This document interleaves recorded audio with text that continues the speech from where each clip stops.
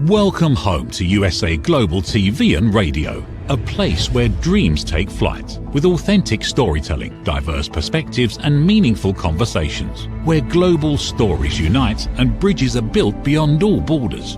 Discover world-class education, entertainment, hope and inspiration. Together, we're building bridges worldwide. Subscribe to our channel, USA Global TV. Download our app, USA Global TV. Be our guest or join our team. Visit usaglobaltv.com. Thanks to our founder and executive producer, Dr. Jacalyn KERBECK. Music score by Yeffy Tang from Cloud Road Music. Voiceover artist Mike Porter. Creative direction by Paul Garcia. USA Global TV and Radio, your home for global connection. All rights reserved. This video and its contents are the exclusive property of USA Global TV and Radio. Unauthorized use, duplication or redistribution in any form is strictly prohibited.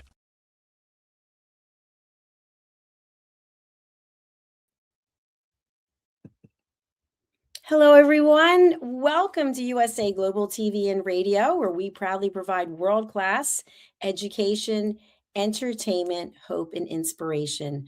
I'm Dr. Jacalyn KERBECK, and my show today is Talking Heads. And before I begin, I do have a special announcement, which is that today is our 4-year anniversary. And I was looking for the graphic. There it is. So we are celebrating 4 years in business, having evolved from rapping with Dr. Jacalyn to a global broadcast network in over 60 countries. And everything that we do is built on something that I created called elevated listening. So if you've joined me before, this is my 3rd episode for this year, and I'm truly grateful to be able to be here. The first 2 episodes, in case you missed them, were what no one tells you about running a business and why smart businesses fail, what no one wants to talk about.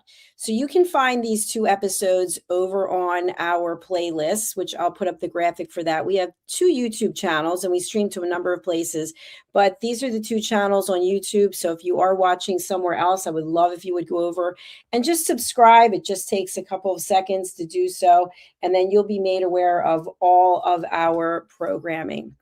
Okay, so let's get into it. First of all, I own 2 businesses. I had no experience as an entrepreneur whatsoever. I was in corporate America until March the 6th of 2020. And now I have my television network, and then I have my own business under my own name, Dr. Jacalyn KERBECK, or Dr. Jacalyn LLC, sorry. So what we want to focus on today is how we move from systems and decisions to the actual human costs behind them. And what happens when leaders carry so much responsibility and basically in isolation. So if you are a business owner or you're thinking about becoming a business owner, we do a lot of things by ourselves. We have to make a lot of decisions. Sometimes it feels like it's in a vacuum or a void. And we have to be able to take that fear and all of the emotions that come up and make a logical or rational decision.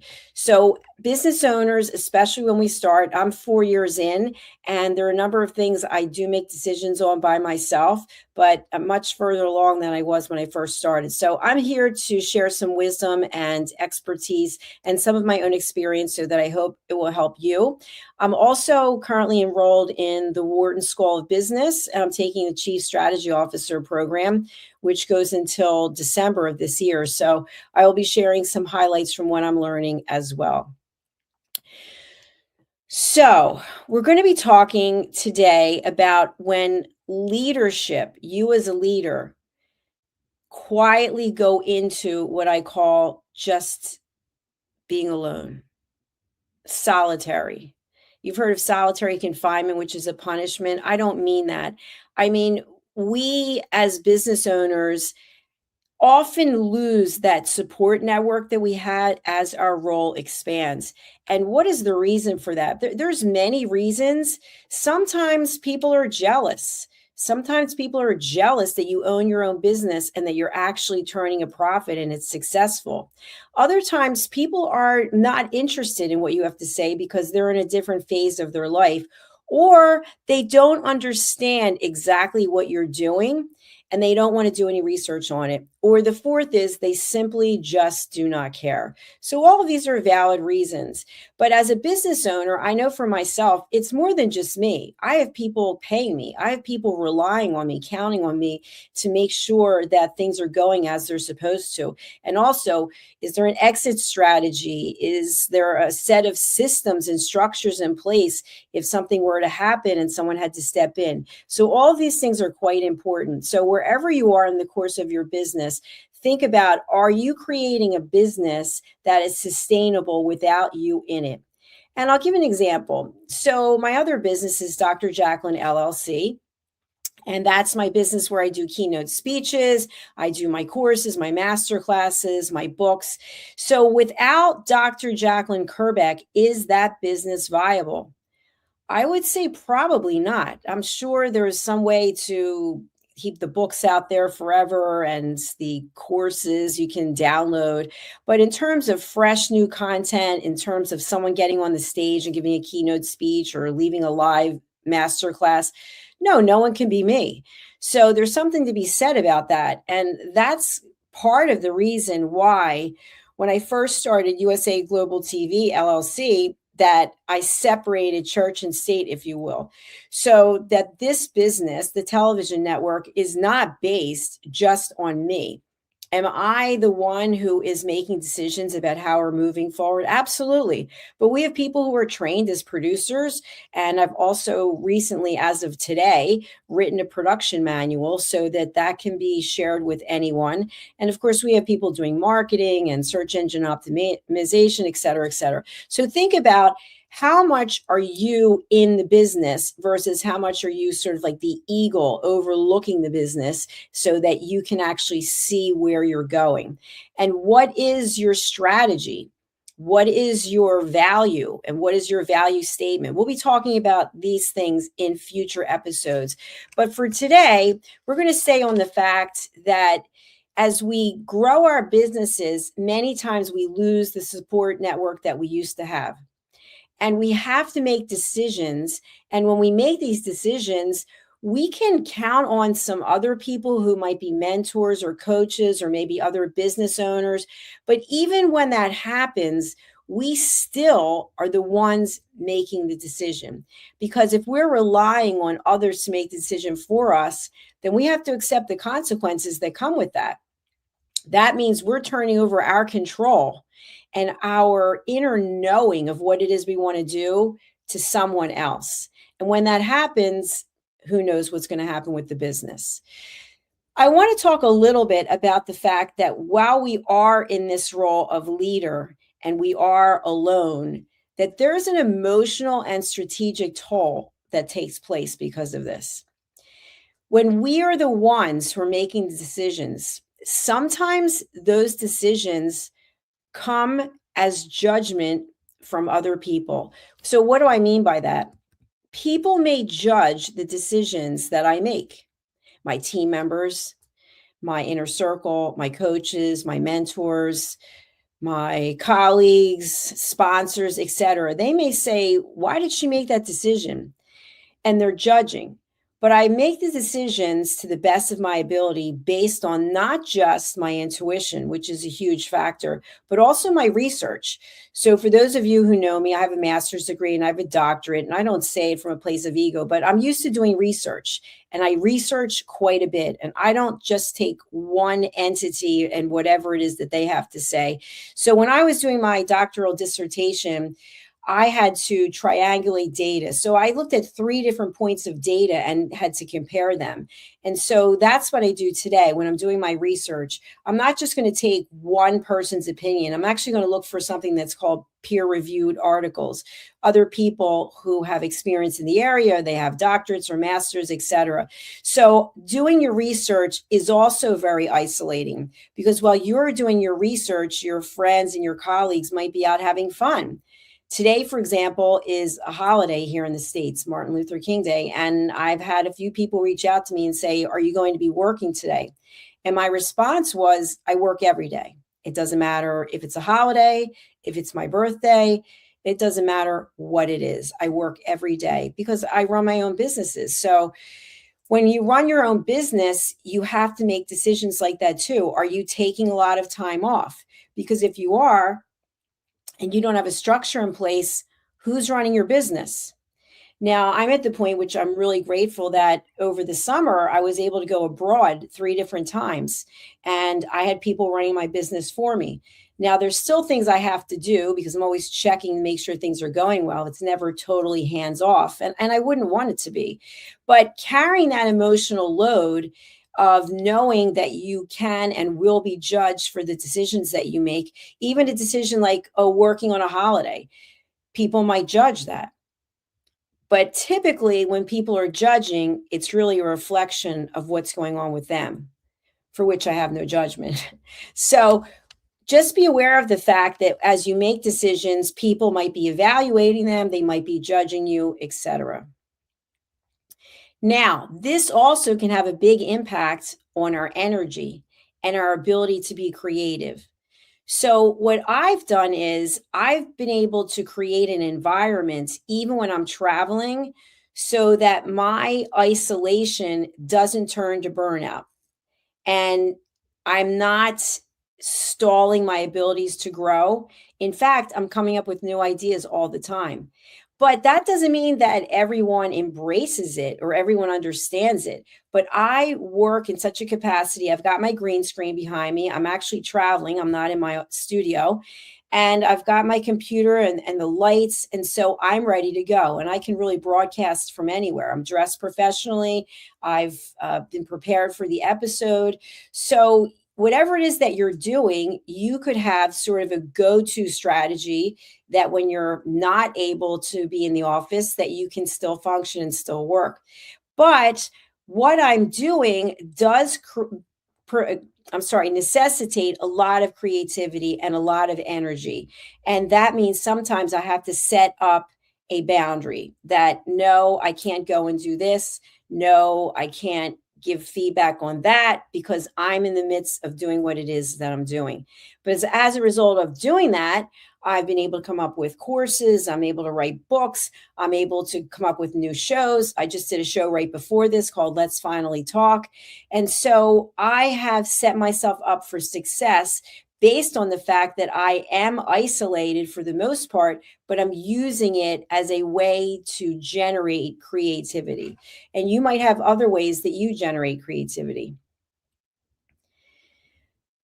When we get to a point where we feel like we need help, sometimes our pride doesn't let us. Even though we may be very capable, very responsible, we may still need some help. But we don't ask for the help because we don't want it to appear as we don't know what we're doing or that we're uncertain as to how to run a business. So we have to look at this. When do you raise your hand and say, I need help? And then how do you ask for that help and from whom? So what I always say is that if I feel like I need help, I have to really quantify and qualify what is the type of help that I need. Do I need to bounce some ideas off of someone? And I'll give an example. Recently, I was with one of my mentors, and we were talking about what it is that I'm doing and that I'm always interested in helping other people. That is one of the main things that I have. I really want to reach out and help people and bring value. And so this person suggested that I start a nonprofit.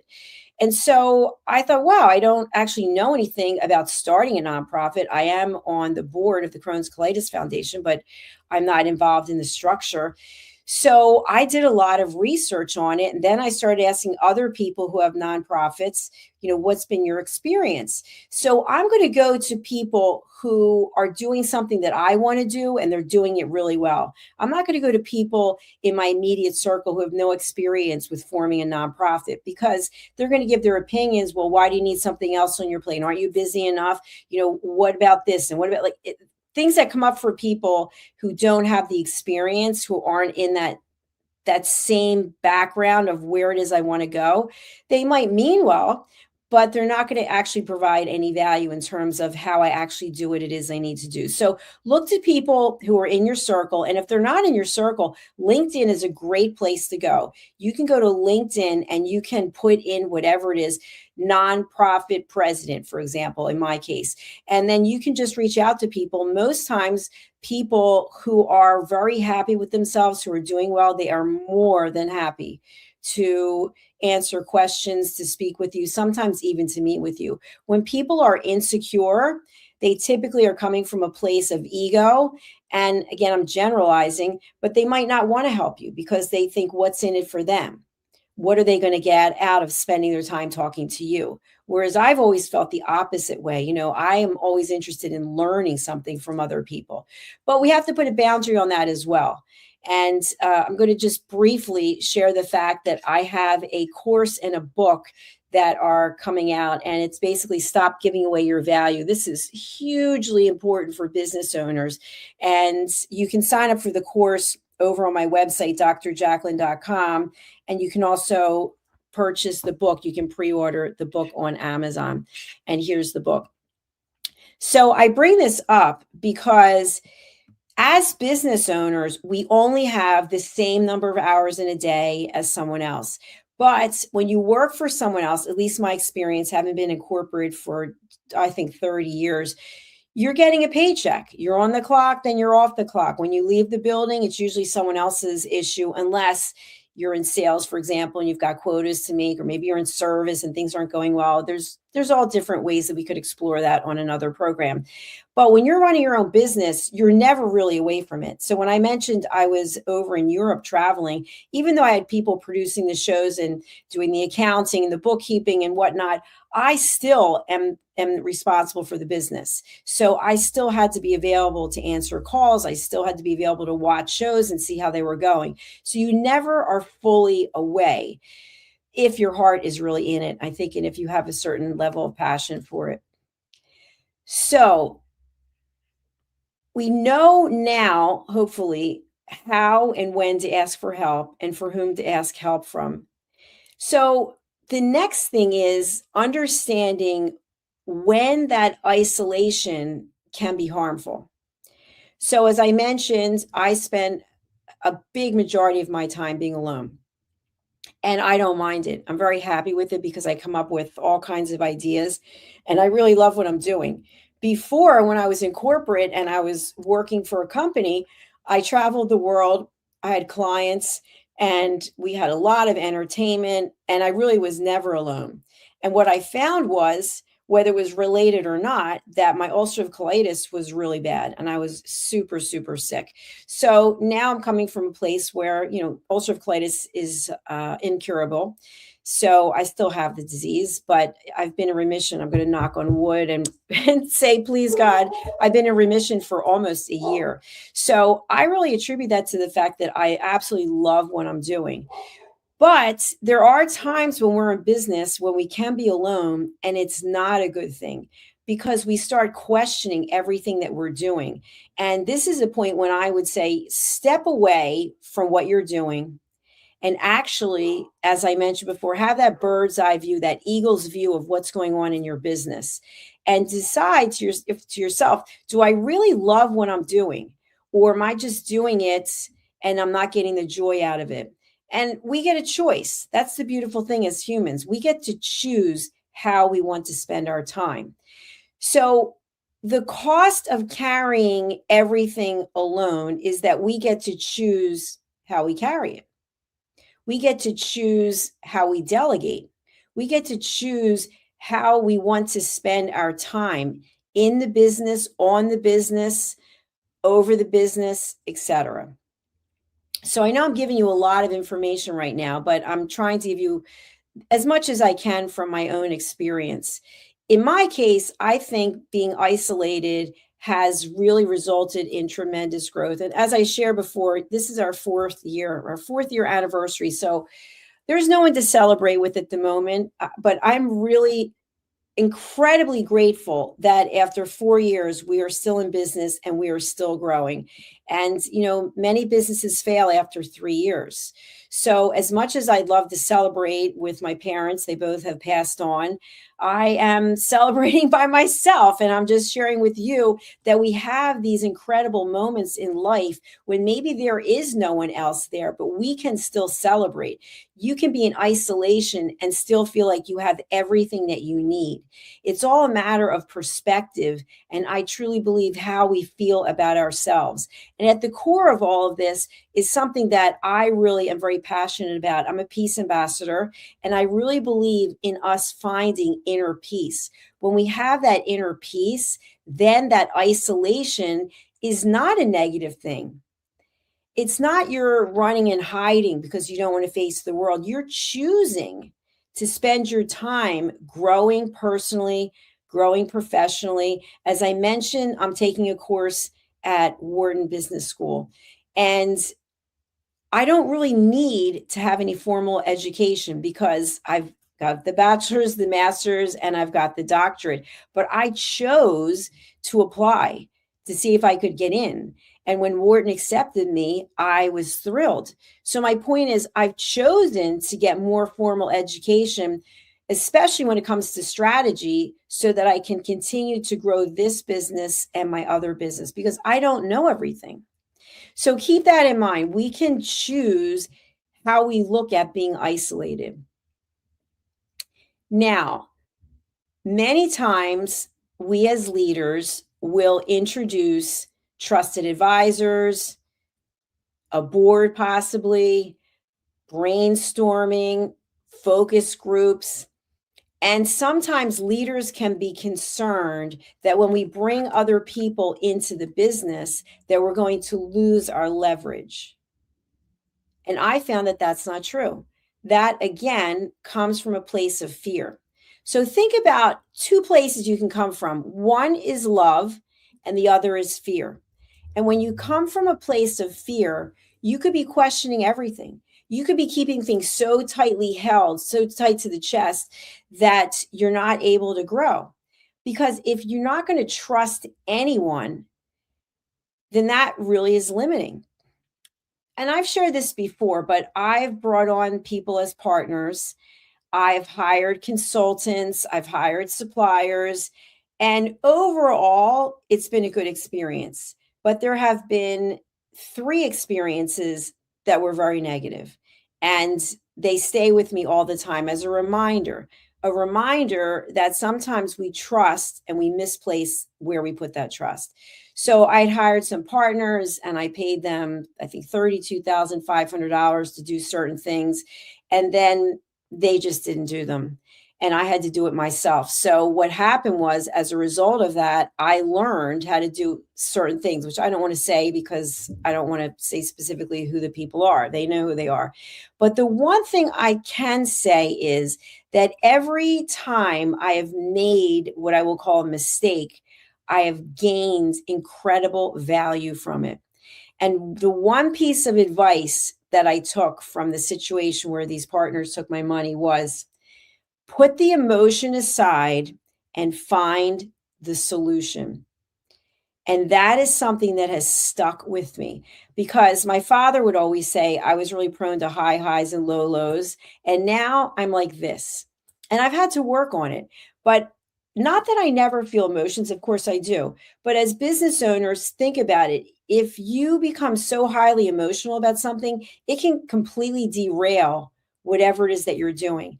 Maybe your stakeholders see it, maybe your team sees it, your customers see it, and then all of a sudden people start questioning whether or not you're still fit to be running the organization. So I will acknowledge whatever the emotions are, but I quickly want to move to what is the solution. So if you're in a situation where you feel highly isolated and it's starting to really get to you, think about maybe you can change your work environment, or maybe you can change your work philosophy, or maybe you can bring on board a trusted advisor, Or maybe you can share with somebody like a therapist or a counselor or a coach, someone that you trust that you can talk to.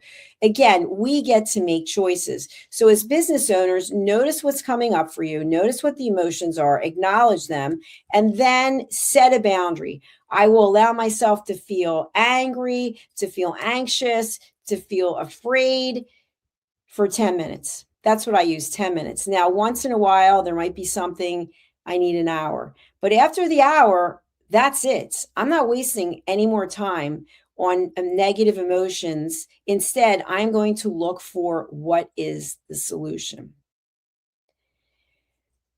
My final reflections on this are, if you are looking to be a sustainable leader for your organization, it is super important that you feel heard and listened to. You've got to have someone you can share with. And again, sometimes people in our immediate circle, very well meaning, are going into problem solving mode. And we don't want someone to solve problems, especially knowing our audience. If people don't know how to do what you do, how can they possibly come up with a solution or an answer?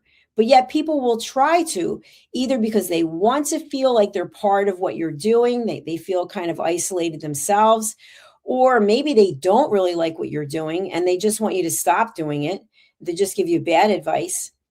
But we need to go to people who understand what's going on. I recently had a conversation in the last week with someone, and it was so interesting because what I shared was, since I started in this television business, many of the people that I used to have in my life are gone for one reason or another. And the people who are here today are typically people who are in the television business, because we understand what it takes to run a television show, or what it's like to be in the public domain and all the work that goes on behind the scenes. So even though the core group of people that I had in my life before the pandemic, they're gone, I have a new group of people in my life who are doing some of the similar things that I'm doing, who have an interest in education or finding peace or giving back. And so one door closes and another one opens if you're receptive to it, if you're open to it. So as business owners, in terms of carrying everything by yourself, you get a choice. You get a choice to say, okay, I'm happy doing this, I'm going to keep doing it. Or I'm at the point where I need some help, so I'm going to go to a trusted advisor or a mentor or another business owner, and I'm going to ask for counsel just in what are they doing, not specifically what should I do, because how do they know what I should do, what you should do? We don't know what each other should do. We can just give our advice, but that doesn't mean that it's good advice. And then make decisions. Do I like what I'm doing? Do I love what I'm doing? Do I want to keep doing what I'm doing? And share that maybe in a journal. Write things down. I write everything down. I love just writing things down. I feel like I get it out of my system and then I can look at it later. But find a way for your passion when it comes to your work or your business, for it to shine through. And if it's not shining through, maybe take some time and figure out what it is that really will bring you joy. We're only here for a short time.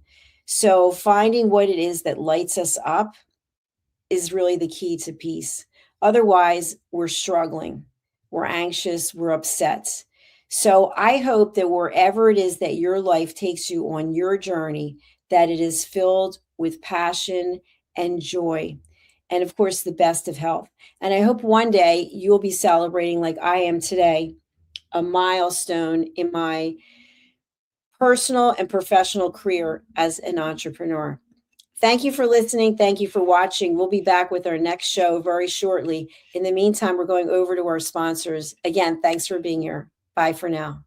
USA Global TV and Radio proudly presents Tracy Cram-Perkins, a dementia caregiving survivor teaching how to balance care with peace of mind. #1 resource for dementia caregivers. It's the book Dementia Home Care: How to Prepare Before, During, and After. Over 17,000 copies sold of this must-have guide. And now a testimonial from Tracy Smith. If I was to describe this book to someone who is going through a similar situation, I would underscore how important it is to have some sort of a tool or a guidebook to help you through certain stages. And there's so many, it's such an unknown topic to the average person. And to have this as a reference is essential. It's going to help you get through it personally, as well as help your loved one manage. To learn more, go to TracyCramPerkins.com. Tracy Cram Perkins is an award-winning author. She's also the host of Dementia Home Care television show. Watch it here on USA Global TV and Radio. Every woman carries a story of strength, of purpose, of light. Through her courage, the world is transformed. Through her grace, generations are inspired. This is Iconic Women. Within Every Woman Lives a Goddess, a celebration of brilliance, beauty, and empowerment. Join us every Wednesday at 11 a.m. New York, 4 p.m. London time. Only here on USA, Global TVR, and Radio. Featuring the iconic Dr. Jacalyn KERBECK, honoring voices that shine across the world. Subscribe to our YouTube channels, USA Global TV and Dr. Jacalyn KERBECK, to watch and engage with all our content. World-class education, entertainment, hope, and inspiration. Thank you, viewers and listeners of USA Global TV and Radio, for joining us today. We're honored to have your time and attention as part of our global community. At USA Global TV and Radio, we believe in the power of authentic conversations, meaningful connections, and creating a world of possibilities together. Want to be part of something bigger? Join our team of elevated listeners at usaglobaltv.com, a space where your voice matters and your ability to listen transforms relationships. Stay connected with us across all our platforms for thought-provoking discussions, expert insights, and empowering stories. Subscribe to our channels at youtube.com/c/USA Global TV. Follow us on social media and explore the endless opportunities we're creating for growth, learning, and inspiration. Together, we're not just broadcasting, we're building bridges and changing lives one conversation at a time. For inquiries, contact us at info@usaglobaltv.com. Music by Johnny Dies. Produced by Executive Producer and Director Dr. Jacalyn KERBECK. Voiceover by Mike Porter. Creative Direction by Paul Garcia. All rights reserved. Copyright 2025. Visit usaglobaltv.com to view our full terms and conditions.